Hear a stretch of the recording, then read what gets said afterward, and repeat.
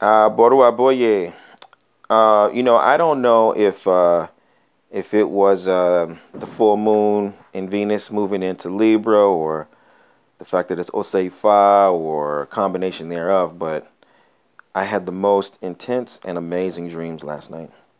And one of the most important takeaways from my dreams last night was the symbol and the image of Lord Vishnu. And I don't know very much about Hinduism, but the one thing that does stand out in my mind when I think about Lord Vishnu is that there are hundreds of emanations of Lord Vishnu, and this is the fact, in spite of Lord Vishnu's very high and important position in the pantheon. Lord Vishnu isn't a minor deity. He's a very high principle, very, very important, very powerful. But still, there are hundreds of emanations of Lord Vishnu. And I used to always wonder, what is that about? Why would you have so many manifestations of Lord Vishnu? And now that I study Ifa and I practice Ifa, it's very reminiscent of the verses of Ifa, wherein there are tens of thousands of verses, but they all say the same thing: make your sacrifice. And so I often wonder, why would you have a spiritual system that has so many different ways to say the same thing? Make your sacrifice, And although there are, a lot of far-reaching philosophical implications for it, the one thing that I really want to emphasize right now is that the psychology of indigenous knowledge is different from the psychology of Judeo-Christian Western psychology and spiritual traditions, wherein there is God and there is the devil. There are angels and there are demons. There are witches and there are saviors. There are martyrs and then there are, it's very, very dualistic.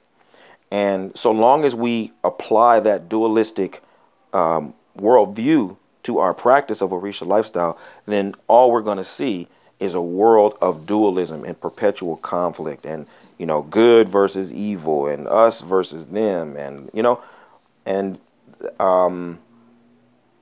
although that's fine for every individual, but I just want to lend or extend an invitation to consider the psychology of indigenous knowledge, which is more multifaceted.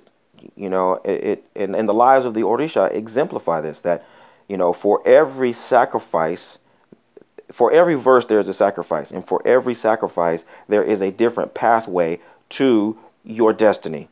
There isn't just one path. It's not like Jesus is the way, the truth, and the light. There are 10,000 pathways to achieving your destiny, And in this regard, to me, it's a little bit more like a chess game, in the sense that a pawn goes from being a pawn, the lowest on the totem pole. It can cross the board, and then if it reaches the other side, then what? Even a pawn can become a queen. Even a pawn can be transformed. And when you look at the life of Ogun, how did Ogun become transformed? What were the events that transformed Ogun into a deity? Obatala, what were the events that transformed Obatala into a deity?